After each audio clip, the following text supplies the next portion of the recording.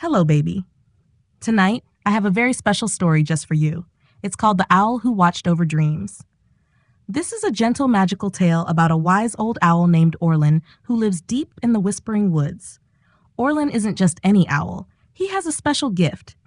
Every night, when the stars twinkle and the moon glows softly in the sky, Orlin flies over the forest to watch over the dreams of sleeping animals and children. But one evening, something curious happens. A dream goes missing. With gentle wings and a kind heart, Orlin begins a peaceful journey through the night skies to find the missing dream and make sure all dreams are safe once more. So snuggle in, little one, and let the story begin. Once upon a time, in the quiet heart of the whispering woods, where the leaves rustled with lullabies and the stars hung like sleepy lanterns in the sky, lived a very old owl named Orlin. He was no ordinary owl. With feathers the color of twilight and eyes that held the glow of 1,000 dreams, Orlin was known by every creature as the Dream Keeper. Each night, when the world fell still and soft yawns floated through burrows and tree hollows, Orlin would open his wings and take to the sky. His feathers barely made a sound as he glided gently above the treetops, his keen eyes watching over every slumbering soul. He saw little mice curled under mossy rocks, fox kits snuggled in leafy dens, and fawns nestled beside their mothers, all lost in the magic of dreams. But Orlin didn't just watch. He carried with him a satchel, woven from moonlight and stitched with silence. Inside were dream seeds, tiny glowing specks of warmth and wonder. With great care, he would sprinkle these seeds over the creatures as they slept, helping sweet dreams bloom in their minds like flowers in a garden of stars. One night, as the air turned cool and the moon rose with a sleepy sigh, Orlin took flight as he always did. He soared over the treetops, past the glittering stream that sang to the night, and into the meadow where fireflies danced like tiny lanterns. All was calm. All was well. But as he flew over the bluebell hollow, a soft whisper touched his ear. It wasn't the rustle of leaves or the hoot of another owl. It was the sound of a sigh, not a sleepy one, but a troubled one. Orlin tilted his wings and gently drifted down. In the hollow, nestled among the bluebells, slept a young bunny named Luma. She was breathing gently, her tiny paws tucked under her chin, but something was missing. Her dream? It wasn't there. Orlin blinked slowly. This had never happened before. Every creature always had a dream, a tiny story of wonder to carry them through the night. But Luma's dream had vanished. He perched on a branch nearby and listened. He could hear the snores of beetles under the bark. He could hear the night flowers yawning open to drink the moonlight. But the dream that should have been floating like a mist around Luma's head was gone. "Oh dear," Orlin whispered. "Where could it have gone?" He dipped into his satchel and found that the dream seed he had planted earlier was no longer glowing. Its light had faded, its warmth gone cold. Something had taken it. Or perhaps something had called it away. Orlin looked up at the sky. The stars blinked gently, as if thinking. The wind curled softly around his feathers. He knew what he must do. He must find the missing dream. With a soft flap of his wings, he lifted into the air, higher than usual, flying beyond the trees and across the silver lake where moonlight shimmered like spilled milk. He called quietly into the night with his hoot, a sound not loud or frightening, but gentle, like a bedtime song. "Little dream, where have you flown? Come back to where you're known." He waited.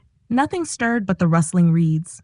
Orlin flew on, past the meadows where moths floated like snowflakes and the old willow tree that whispered to the night.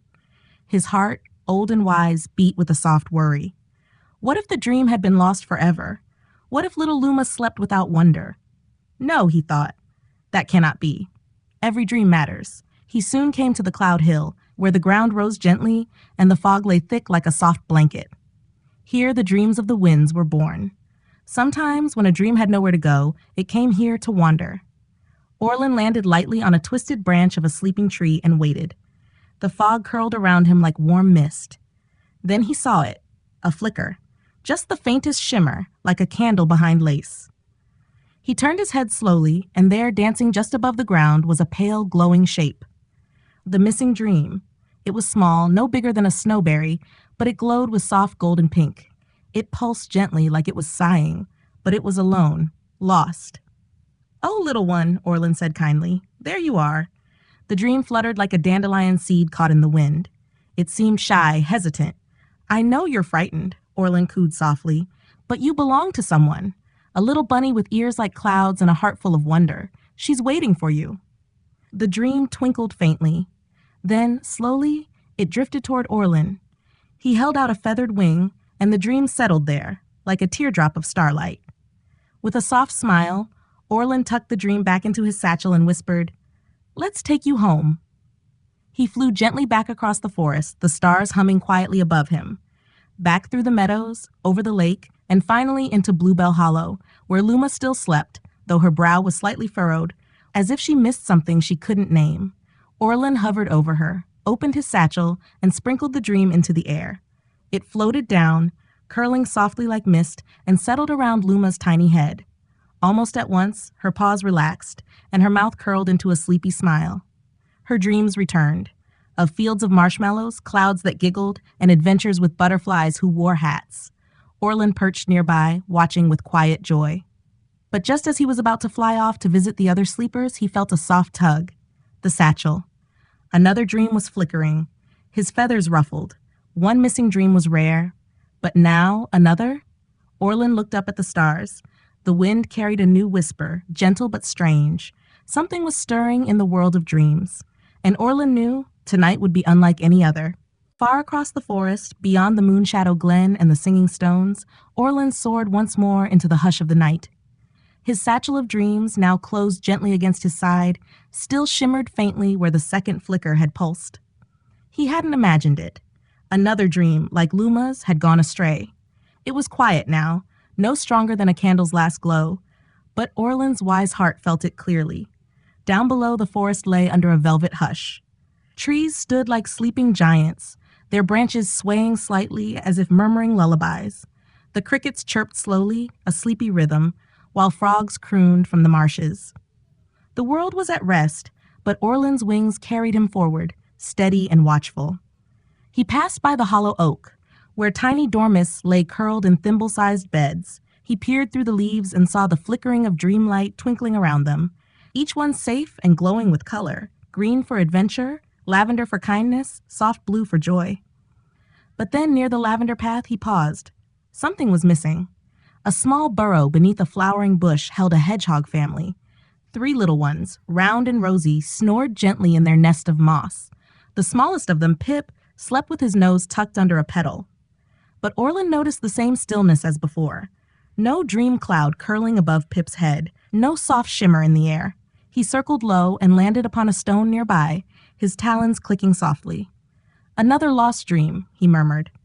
Opening his satchel once again, he found Pip's dream seed sitting pale and cold at the bottom, just like Luma's had been. He tilted his head. This was no longer an accident. Orlin stretched his wings and looked to the east, where the breeze carried the faintest hint of something unusual. Not a smell, not a sound, just a feeling. Something was drawing dreams away. But what? He knew he would have to ask someone older than he. Yes, even older than Orlin. With a flap of his wings, he turned toward the misty glade, where an ancient creature lived beneath the roots of the dreaming tree. The dreaming tree had stood for longer than time itself, its bark carved with stories that shimmered only under starlight. Beneath its roots lived Grandmother Moss, a slow, kind creature who rarely stirred from her hollow. She was part snail, part spirit, and all wisdom. Her voice sounded like rain on leaves. Orlin arrived at the edge of the glade just as a patch of mist rolled aside like a curtain, revealing the silvery roots curling like sleepy vines. He hooted gently, not to startle her, and waited. From the mossy hollow came a soft, glowing light. Then the gentle rustle of leaves parting. A face appeared, round, green, and dappled with lichen. 2 soft eyes blinked, warm and wise. "Orlin," she said, her voice like a whispering stream, "you fly late and carry worry." "I need your help, Grandmother Moss," Orlin replied, his voice low and respectful. 2 dreams have vanished. They slipped away, quiet and sudden. This has never happened before. Grandmother Moss curled a tendril of mossy hair around a glowing acorn. "The dreams are being drawn. Something has awakened in the far stillness. It has begun to stir." Orlin blinked. "The far stillness? I thought it was only a tale." "All tales have roots, child," she murmured. "There is a place where forgotten things sleep. Some drift there by accident, some are called, some are taken. Taken? Orlin asked, his feathers trembling faintly. Yes, she said, slowly retreating deeper into her hollow. The far stillness holds a hush so deep that even dreams can disappear into it, but it was never meant to steal. If something is pulling dreams into that quiet, then something is wrong. Orlin bowed his head. How can I reach it? The path is veiled in stillness and silence. You must go by starglide and wind sight. Look for the river that forgets its name. Follow the petals that never fall. The way will be quiet. So quiet you may forget yourself. But do not let go of your name, Orlin, and do not let go of your light. The old owl thanked her and took to the air once more, heart heavy and wings steady. As he soared higher, the forest changed beneath him. The leaves turned from green to silver. The paths beneath him blurred into soft mist. He had crossed into a place where maps no longer worked and dreams grew wild like vines. He followed a river that sang no song, only a hush, and passed through a valley where no birds flew. All was still. All was waiting. Then, on the edge of the hollowing hills, he saw it. A petal. It hovered in the air, suspended like a floating star. Pale pink, glowing ever so softly, it twirled slowly on the breeze, except there was no breeze. Orlin followed it. More petals appeared. One, then two, then a trail. Each glowed faintly and fell not from any tree but from the sky itself. They shimmered with dreamlight, like tiny lanterns. The owl flew through this strange trail, his satchel of dreams humming quietly. The flickering seed inside had started to glow again, not brightly, but enough to show it still had hope. And then, quite suddenly, the petals stopped. He hovered in the stillness, the stars thick above him. Below lay a clearing he had never seen before. No trees grew there, only mist, and in the center a mirror-like pool perfectly still, reflecting the stars above. Orlin landed at the edge and looked into the water. What he saw made his feathers quiver. The dream, Pip's dream. It was floating beneath the surface, glowing softly, caught in a spiral of stillness. Around it, other dreams swirled, some bright, some fading, all turning slowly as if caught in sleep they could not wake from. Then a shadow moved. Not dark, not sharp, but soft and curling like mist. It had no face, no voice, only a presence. It flowed toward the dreams with gentle motions, brushing them like a sigh. Orlin's eyes narrowed. This thing wasn't stealing, it was collecting, cradling, lonely. He stepped closer. Why are you holding the dreams? He asked softly. The shadow paused. A ripple passed through the pool. And in a voice barely a whisper, it replied. They were drifting. I gave them rest. They forgot, but they are calm. But they are not meant to be still, Orlin said gently. Dreams must move. They must dance and grow and sing. The shadow swirled once more, uncertain. Orlin looked into his satchel and gently drew out Pip's dream seed. He held it up, glowing faintly, and let it float above his wing. This one has a place. A little hedgehog who waits with closed eyes and a hopeful heart. The shadow paused.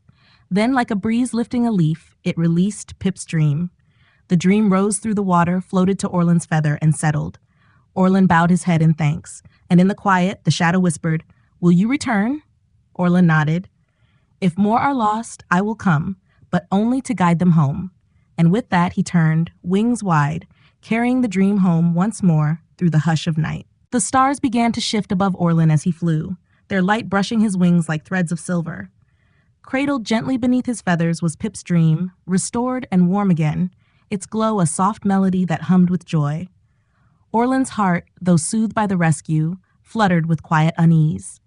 2 dreams drawn away by the whispering stillness, 2 calls he had answered. But what if there were more?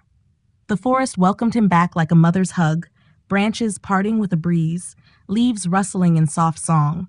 Down below, the hedgehog family slumbered peacefully beneath their flowered bush. Orlin descended, quiet as moonlight, and hovered above the smallest bundle, Pip. He opened his satchel. The dream rose like mist and settled gently over the sleeping hedgehog, who let out a contented sigh and turned onto his back, a smile tugging at the corners of his mouth. Orlin perched in a nearby branch and closed his eyes. He listened. The rhythm of the night was changing. Far away, he heard the hush of the stillness. Not a sound, but an absence. A quiet that stretched like a yawn too long, tugging at the threads of the dreaming world. He would need help. As dawn tiptoed closer, brushing the sky with pale blue, Orlin flew to a hidden glen where the dew never dried and the night never truly ended. Here lived a creature known as Mira the Mothseer. Mira was ancient, older than Orlin by lifetimes. Her wings were like glass spun with moonbeams, and her antennae shimmered with dream dust. She lived in a hollowed-out bellflower, surrounded by the soft hum of sleeping insects. Orlin found her hanging upside down from a dew-laced petal, eyes closed in a gentle trance. He waited. Slowly, Mira stirred. Her wings trembled, and her eyes opened with the sleepy grace of someone who had just left a dream behind. "Orlin," she whispered, her voice no louder than the breeze. "The dreams are slipping, aren't they?" Orlin nodded. "You've seen it." "I felt it," she replied, gliding softly from her petal. "The silence has begun to reach. The dreams are curious. They are being pulled towards something that feels like peace. But it is too deep, too quiet. They do not return on their own." Orlin shared all he had seen, the pool, the shadow, the gentle hush that cradled the dreams. Mira listened with wings closed tight, her eyes distant. "Long ago," she said slowly, "there was a creature who watched the dreams of stars. It lived in the far stillness and gathered lost starlight, shaping them into dreams for the sky. But over time it grew lonely. Stars began to sing on their own. They no longer needed its silence, and so it began to listen to the dreams of Earth instead." Orlin's feathers fluffed in the morning chill. "So this creature is not unkind?" "No," said Mira, "only forgotten. It does not understand. It thinks stillness is comfort. It does not know that dreams must flutter, not float. It thinks it is helping." Orlin looked toward the horizon. "Then we must speak to it again." Mira nodded. "But you must bring more than a dream. Bring a memory, a piece of someone's story. That is how you will teach it." Orlin understood. He flew back toward the heart of the forest, where dreams were strongest and the stories of the day still clung to leaves and fur. The sun was rising now, brushing the world in honeyed gold. Daytime creatures stirred. But deep in their nests and burrows, a few still slept. He found a young fox cub named Finn, curled beneath his mother's tail. Finn had spent the day before chasing shadows, climbing soft hills, and imagining he was a sky captain flying through cloud castles. His dream was strong. Orlin could see it swirling like a miniature storm, full of laughter and daring and wide-eyed wonder. Carefully, Orlin gathered a shimmer of that dream. Not all of it, just a single wisp, the part that held Finn's laugh. He placed it in a tiny jar made of moonglass, sealed with a thread of song. Then he turned and soared once more toward the place where petals hovered and the hush waited. As he flew, the sky turned from gold to gray. He entered the twilight once again, following the petal trail until the stillness wrapped around him like a cloak. The pool remained, motionless, and the shadow drifted within. Orlin hovered above the water. "I've returned," he said softly. The shadow curled upward, not rising, not moving, simply becoming nearer. It shimmered faintly, as if it remembered him. "You brought a dream," it murmured. "No," Orlin said gently. "I brought something different." He opened the moonglass jar. From within, a sound clear and bright rose into the air. A child's laughter, a fox cub's joy. The sound rippled across the stillness like sunlight across ice. It did not disturb, it warmed. The shadow stilled. "What is that?" it asked. "A moment," said Orlin. "A story. A piece of a dream that grew from a day filled with wonder." The shadow drifted closer, and as it did, the pool began to glow. The dreams beneath its surface shimmered brighter. Some began to rise. "Is this allowed?" the shadow asked, almost timidly. "Yes," Orlin whispered. "Dreams are meant to be shared, to flutter and fly. They are born in silence, but they must return to the heart." The shadow circled the laugh once more. Then it sighed, not sadly but thoughtfully. "I remember," it said. And then the water stirred. One by one, the dreams began to rise. They floated toward Orlin like petals on the wind, soft, delicate, filled with wonder. He caught each one gently, placing them carefully in his satchel. The stillness no longer pulled. It listened. It waited. And for the first time, it dreamed. Orlin's wings stretched wide as he drifted through the quiet sky, the satchel by his side glowing gently with the reclaimed dreams. The hush from the far stillness had softened, no longer reaching with curious silence, but resting like a cat curled beside a hearth. The laughter he had shared lingered in the air behind him, leaving trails of warmth that sparkled faintly like golden dust. He flew slowly now, not from weariness, but from thoughtfulness. Below him, the forest shimmered under the moon's last silver breath before dawn fully painted the sky. His mind echoed with Grandmother Moss's words, with Mira's whispers, and most of all, with the laughter, the gentle reminder of what dreams were truly made of. As he approached the heart of the forest once again, something new caught his eye. A tree glowed. Not brightly, not with fire or lightning, but with a soft, pulsing rhythm, like a heartbeat made of light. It stood at the edge of a clearing Orlin hadn't visited in many seasons. It was the dream birch, a tree so old and gentle that even the stars bent closer when they passed overhead. Orlin descended slowly and perched on one of its wide, sloping branches. The bark beneath his talons was cool, and the leaves shimmered with silvery edges. "You've returned to me," came a voice, warm and ancient. It was the tree. The dream birch only spoke when the dreaming world stirred in wonder or worry. "Yes," Orlin replied, bowing his head. "The dreams are safe again, for now." The tree's leaves rustled gently. "I felt them flutter home." The forest sighed with relief. Orlin looked toward the satchel. "They are growing brighter, but the stillness still lingers in the edges. I fear it will call again." "Then it is time," said the tree, "for others to remember. Not only you, Orlin, must watch over dreams." The owl blinked. "You mean?" "There are children," said the dream birch, "whose dreams are so bright they leave trails in the sky. They dream with open hearts and their stories are full of light. But they do not know how to protect their dreams. Not yet." Orlin leaned closer. "What must I do?" "Teach them," said the tree. "Visit them, whisper to them as they sleep. Let them know the dreamkeeper is real and their dreams are treasures.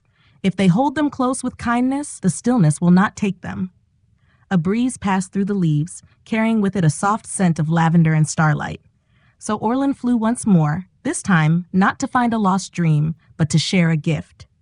He passed over hill and hollow, meadow and glade, until he came upon a small cottage nestled beside a stream. A warm yellow light glowed in the window, and smoke drifted lazily from the chimney. Inside, a little girl lay sleeping, her arms wrapped around a plush bear, her hair spread like golden threads across her pillow. Her name was Ella. Orlin landed silently on her windowsill, his feathers glowing faintly with the moon. The window was open just a crack, letting in the breath of night. He leaned forward, just enough for his whisper to reach her dream. "Ella," he murmured softly, "you are a dream holder." A breeze stirred her curtain. She shifted slightly, her brow relaxing. "Every night, your dreams dance across the stars," Orlin continued. "But sometimes, silence tries to take them. Not to harm them, only to hold them too long." The plush bear moved slightly in her arms as her dream brightened, spinning colors of meadows, candy-colored clouds, and dragons made of velvet. "You can protect your dream," Orlin whispered. "Keep it warm with kindness. Share it with those you love. And if ever it grows quiet, call to me." As he spoke, a shimmer of light drifted from his feathers, a feather of his own, woven with threads of dreamlight. It floated through the air and landed gently beside Ella's pillow. She smiled in her sleep. Satisfied, Orlin flew on, through the gentle dark, visiting more children as the night wore on. He found a boy named Timo, who dreamed of riding dolphins made of stars. He left behind a spiral shell, humming softly with courage. He found twin sisters, Lonnie and Lulu, who dreamed of cakes that floated and forests that sang lullabies. He left them each a single glowing pebble, warm to the touch. And everywhere he went, he whispered the same gentle promise. "Your dreams are precious. I will watch over them, but you must guard them too, with love, with joy, and with wonder." By the time the sun stretched its arms over the treetops, Orlin had flown to 9 dreams and left 9 gifts. As morning light spilled into the forest, the whisper of silence faded, and far away in the far stillness, the lonely shadow curled around a single golden laugh and began to hum softly to itself. It did not reach. It only listened. For now, it was enough. Orlin returned to his roost beneath the whispering pines, tucked his head beneath his wing, and slept. And somewhere, in a little cottage beside a stream, a girl woke with a smile, reached for the glowing feather on her pillow, and remembered her dream. As the sun climbed over the hills, painting the forest in hues of gold and rose, Orlin slumbered beneath the wide boughs of the whispering pines. His breathing was slow and deep, his wings tucked in tight, and around him the world hummed with soft life. Leaves swayed in a rhythm older than time, and even the chatter of chipmunks was quieter than usual, as if the forest itself honored the guardian at rest. But dreams, dear child, do not sleep for long. In a cozy den nestled near the roots of a willow tree, a little squirrel named Nib was blinking himself awake. His whiskers twitched, his tail curled like a question mark, and his small heart beat with the leftover flutter of a curious dream. He dreamed of a floating island made entirely of honeycomb, with bees who sang lullabies and trees that dripped warm syrup into teacups. He chattered to himself and leapt from branch to branch, still dazed with the joy of it. He didn't know, not yet, that a single strand of his dream had drifted free during the night and was now shimmering like a thread of sunlight caught on a spiderweb. It floated through the air, invisible to most, until it reached a clearing where nothing ever grew. The clearing was strange, not sad, but still, not empty, but waiting. And into that stillness, the thread fell. Far away, Orlin stirred. He blinked awake slowly, the world still hushed in his ears. The satchel at his side trembled with a faint hum. He opened one sleepy eye. A dream thread was missing, but not lost. Not yet. He rose with care, stretching his wings as gently as clouds stretch across the morning sky, and lifted into the cool air. As he flew, the forest greeted him. Leaves waved softly. A deer looked up from a drink of water and nodded with sleepy respect. Orlin flew past the dream birch where the leaves whispered secrets to the breeze, and he paused only long enough to feel the direction of the pull. The dream thread was calling, not in distress, but in curiosity. It hadn't been taken. It had wandered. He followed. Over the ripple of the moonmilk stream, through the dancing root glade, and beyond the place where mushrooms glowed even during daylight, Orlin flew until he reached the edge of a clearing he'd never dared enter before. It was round and quiet, surrounded by tall trees who stood like silent guardians. No birds sang here. No grass grew. The soil was soft but untouched, as though it waited for the right footfall. In the center, the dream thread spun. It hovered, twirling slowly like a ribbon on the wind, casting little glimmers into the sky. It had shape, now, a memory made of laughter and sweetness. It pulsed gently with the color of Nib's joy. And standing across the clearing, watching silently, was a creature unlike any Orlin had ever seen. It wasn't made of shadow, nor of light. It looked like wind shaped into a cloak, a drifting being whose edges blurred like fog. No eyes, no mouth, but Orlin felt the gaze. The creature moved, not toward Orlin, not toward the dream. It moved beside it, circling gently, like a parent watching a cradle. Orlin hovered above, then slowly glided down to perch upon a fallen branch near the edge of the clearing. "I see you," he said softly. The creature paused. "I felt your stillness before," Orlin continued, "and I've seen your longing. You don't steal, you shelter." The creature shimmered, as though it sighed. "This dream," Orlin said, looking at the thread, "is not lost, but it must return. Dreams are not meant to linger too long in places without stories." The wind being turned, ever so slightly. "I don't wish to take it from you," Orlin said gently. "I came to share a story with you. Would you like that?" The creature did not speak, but it stilled. And Orlin began. He told the story of Nib, the little squirrel who once chased a leaf for an entire afternoon, believing it to be a map to hidden treasure. He spoke of the honeycomb island in his dream, and how Nib had once tried to make his own out of sticks and sap, only to get stuck upside down in a bush for hours. As Orlin spoke, the dream thread pulsed brighter. The creature leaned closer. "Do you feel it?" Orlin asked. "The joy? The silliness? The way a story breathes life into a dream?" The creature's edges rippled. Orlin stepped forward very slowly. "There is a place for you," he said. "Not as a keeper of silence, but as a listener of dreams. You don't have to hold them. You can watch them bloom." The thread drifted closer to Orlin. He caught it gently in his talon, wrapped it in a glimmer of stardust, and placed it back in his satchel. The creature didn't resist. Instead, it circled around Orlin once, twice, and then slowly faded into the air, like a breeze slipping through a window. Above the clearing, light returned. A bird chirped. A leaf fell. The stillness was no longer hollow. It was quiet, but warm. Orlin lifted into the sky once more, his heart light. As he flew, he passed over the cottage of Ella once again.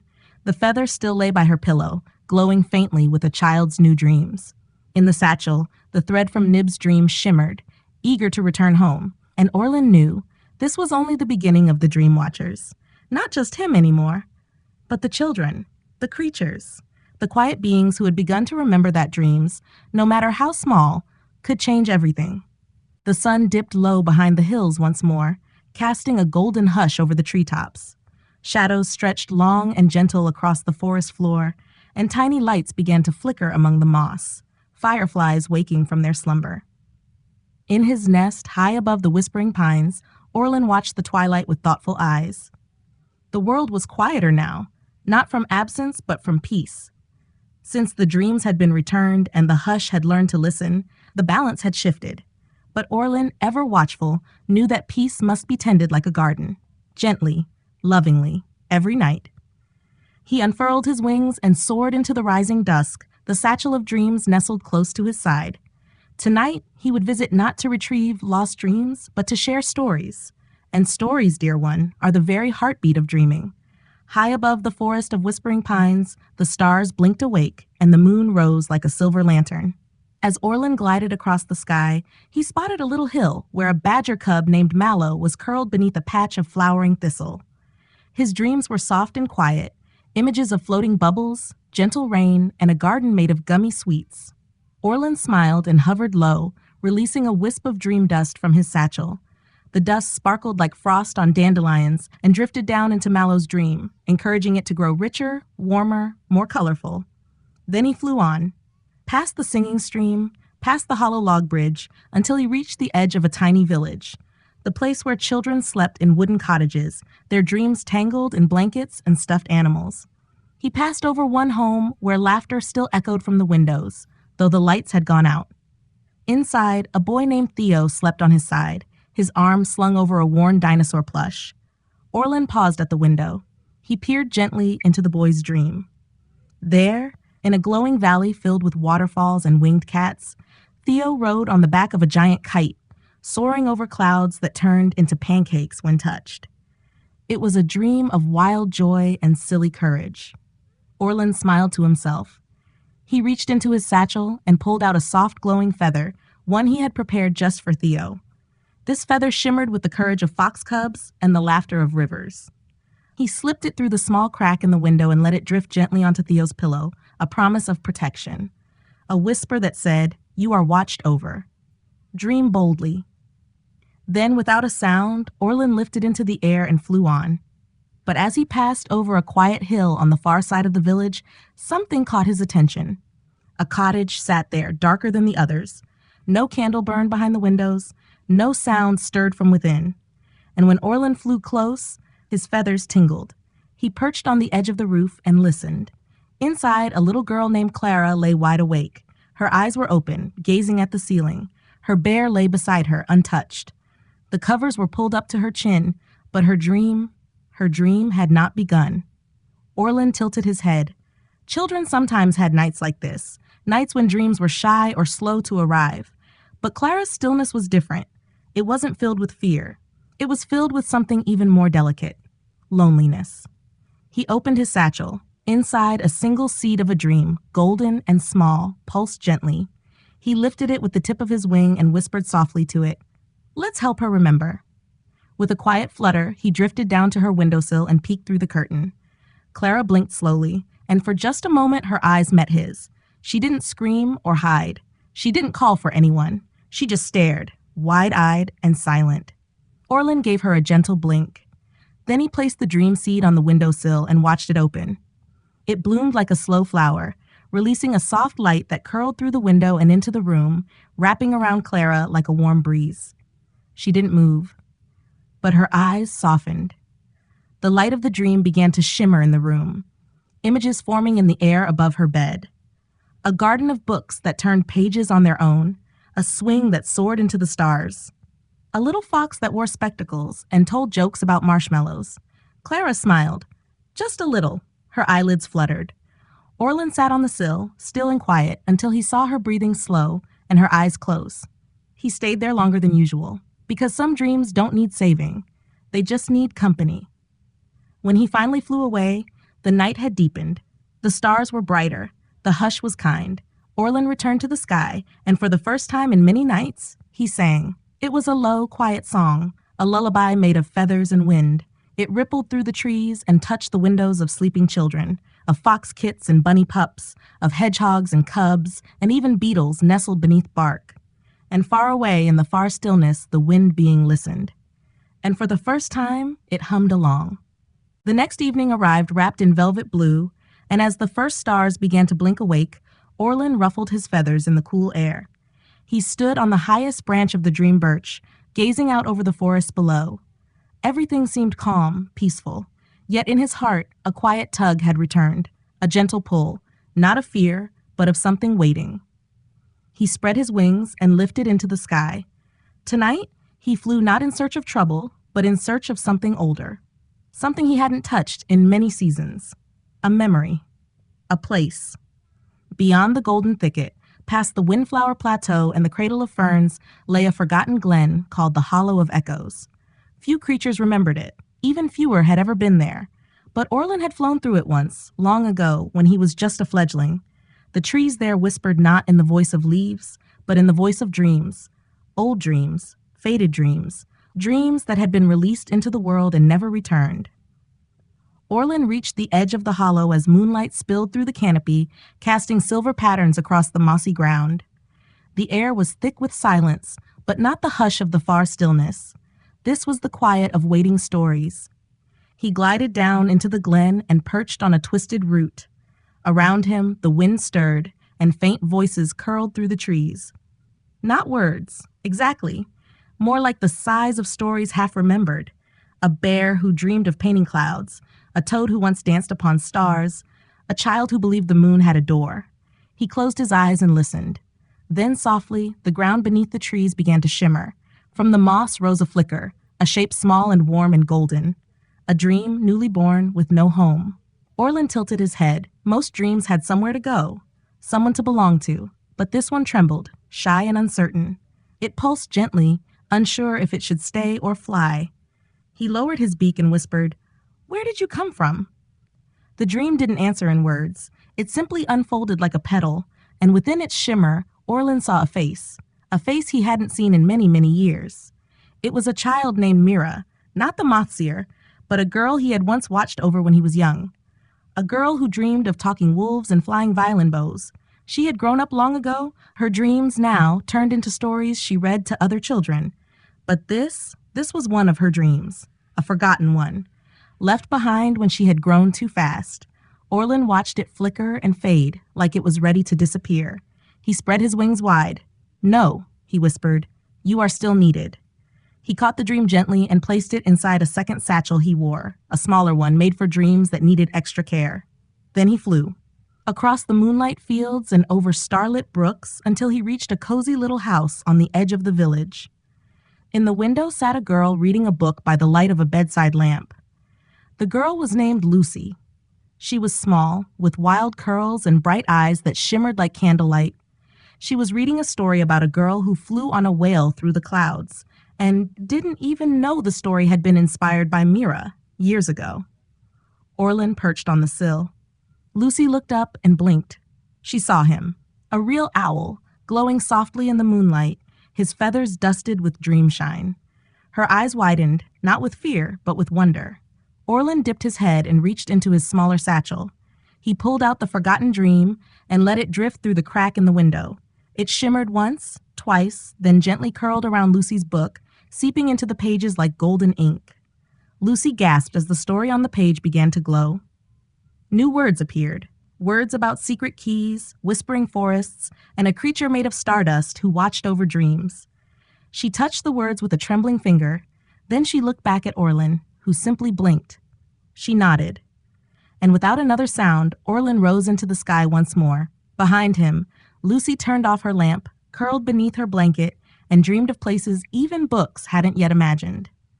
Back in the Hollow of Echoes, more tiny lights were rising from the moss.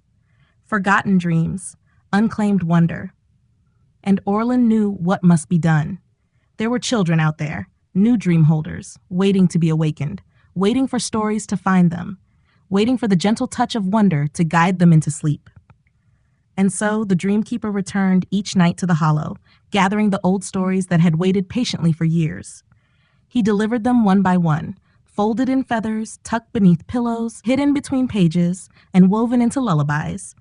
Because sometimes the oldest dreams simply need a new heart to believe in them again, and Orlin would find them, all of them. The nights grew softer as summer deepened in the whispering woods. Fireflies blinked like tiny lanterns beneath the leaves, and the moon, full and gentle, cast a silver hush over the world. Orlin, ever watchful, flew higher than usual, soaring just beneath the stars. The Hollow of Echoes had begun to bloom in a way it hadn't for many seasons. Orlin had returned night after night, gathering the quiet dreams that had drifted there, forgotten by time, but not by the world. Each one was a little ember of magic, waiting for a new soul to tend it. Tonight, the satchel on his side glowed with 7 dreams. They pulsed with color and warmth, ready to find their way home. But tonight, something else called him. A dream unlike any he had seen before. It had no shape, no color. It shimmered only faintly, like the space between words, or the sound of a pause in music. He had found it resting beneath a rock near the edge of the hollow, curled like a question. He had tried to speak to it, to cradle it, but the dream did not respond. It simply waited. So now, Orlin flew through the skies with this silent dream nestled carefully in the crook of his wing. He passed over the sleepy marshes, where frogs crooned lullabies to the stars. He glided above the clover path, where beetles tucked in beneath velvet leaves. He even paused at the dream birch, whose branches reached for him like an old friend. "What have you found?" The birch whispered in its rustling tongue. "I don't know," Orlin replied gently. "A dream with no story, no memory. It feels empty, but it breathes." The dream birch's leaves shimmered. "Some dreams are born of stillness, Orlin. Not everything begins in light. Perhaps it seeks a first breath." Orlin nodded and flew on.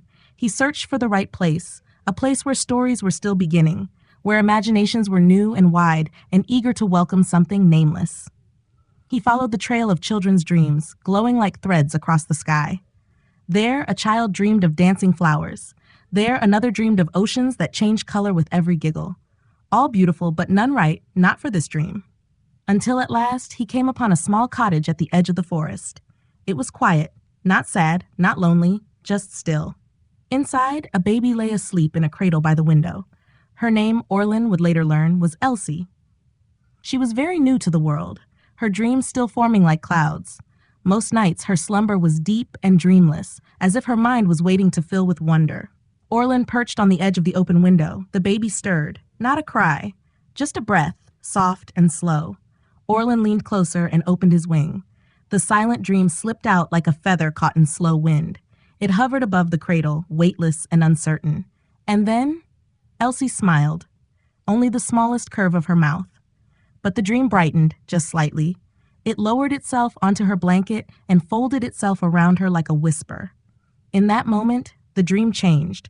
It took on the color of sunrise, the shape of a bird in flight, the sound of a lullaby sung by stars. And in the heart of the dream, a tiny laugh, Elsie's very first, rose into the air and settled around Orlin like a gift. He blinked slowly, his heart full. This had been the dream's purpose all along. Not to be remembered, but to begin something new. He stayed at the window long after the baby fell back into sleep, watching her tiny hands twitch in the rhythm of her first story. And far below, in the earth where roots whispered secrets, the forest felt it too. A dream had been born, not from memory, but from wonder. As Orlin flew away, the other 7 dreams in his satchel stirred eagerly, glowing brighter. They had felt it. A dream with no past had found its first tomorrow. And that night, every dream Orlin carried landed more gently, bloomed more brightly, and sang more sweetly. Because sometimes the quietest dreams are the ones the world has waited for the longest. The sky was darker than usual the next evening, wrapped in a cloak of thick clouds that gently muffled the moonlight. Rain whispered softly over the treetops, pattering against leaves and dripping from mossy branches. It was the kind of night where even the stars tucked themselves beneath their cloudy blankets. But Orlin was already awake, his eyes bright beneath the shelter of his pine roost. Rain never kept him grounded. In fact, he rather liked it. The way it softened the world, the way it slowed time, making everything feel more like a lullaby. He launched into the misty air with a soft whoosh, water trailing from his feathers like silver threads. His satchel glowed faintly at his side, filled with dream seeds gathered earlier from the hollow of echoes, each one humming with gentle stories waiting to be shared. But this night held something new. As Orlin soared above the quiet world, a scent drifted through the mist, not the scent of pine or moss, but something older, a scent like parchment and ink, like candle wax and pressed petals, a scent of forgotten pages.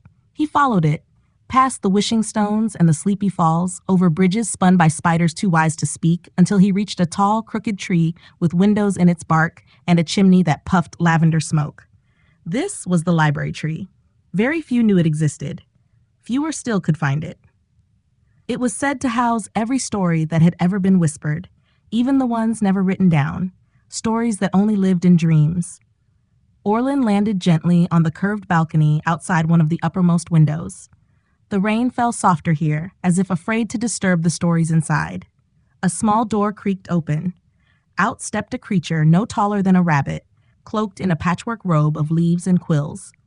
It had round glasses, fogged slightly from the rain, and eyes that twinkled with the weight of 1,000 tales. It was the archivist. "You've come," the archivist said, not with surprise, but with quiet welcome. "There's a story stirring," Orlin replied, his voice low and warm. "Not one I've told, one I've felt." The archivist nodded and led him inside. The air within was thick with the scent of dreams, binding glue and memory, ink and hope. Shelves spiraled endlessly up the hollow trunk, filled with tiny books, glowing scrolls, whispering jars. And in the center, a pool of liquid starlight shimmered quietly. "This is the pool of once and never," the archivist said, "where stories are born and forgotten. It's restless tonight." Orlin approached. The surface of the pool rippled, then stilled.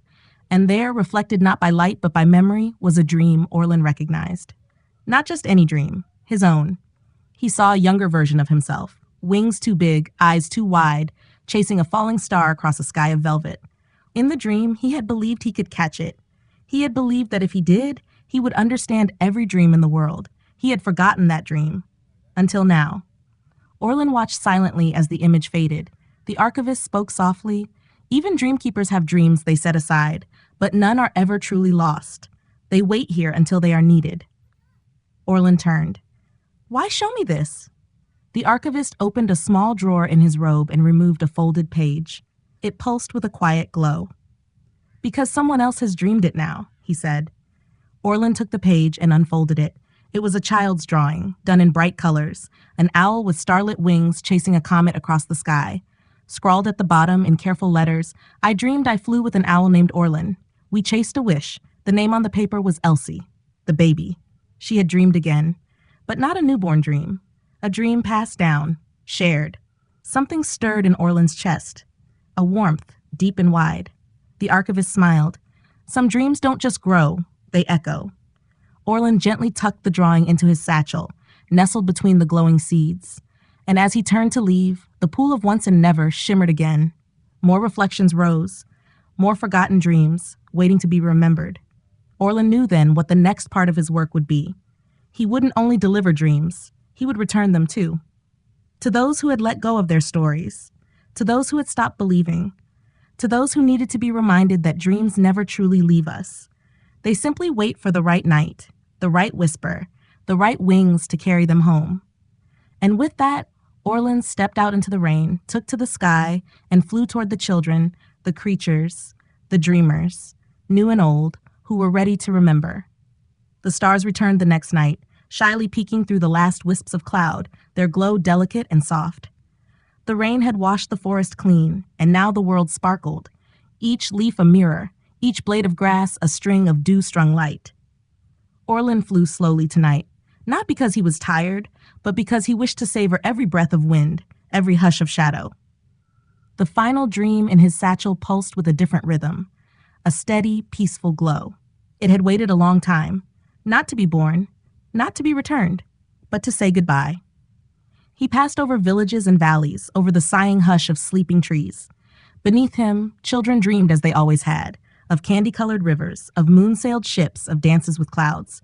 His work had helped them believe again, helped the hush learn to listen, the echoes find a home, the forgotten dreams to be remembered. But tonight he wasn't a keeper. He was a friend. Orlin landed at the top of the Hill of Wishes. A quiet place where dandelions grew even in the dark. The wind was soft here, and the stars closer. Many years ago, this had been the place where Mira, the child whose forgotten dream had found Elsie, had come to sit with her books, to watch the stars and whisper secrets into the night. She had grown now, grown into a woman who wrote bedtime stories for children. Her window glowed below, and Orlin, hidden high in the branches, watched her reading by the firelight, glasses perched on her nose, her old plush fox beside her chair. She smiled as she turned a page, her eyes bright with the joy of storytelling. And Orlin knew it was time. He opened his satchel one last time. The dream inside glowed gold, soft and fading, not from sorrow, but from completeness. It was a dream Mira had once held, long before she wrote a single word. The dream of making someone else feel safe, of helping a child sleep peacefully, of being the quiet voice that turned fear into wonder. That dream had grown and bloomed and become real. And now, like all dreams that have come true, it was ready to rest. Orlin released it gently. It floated down from his branch, curling through the air like smoke made of silk, and slipped through Mira's open window. It settled beside her, on the page she had just turned, and shimmered once before vanishing. Mira paused. She looked around the room, puzzled, then smiled.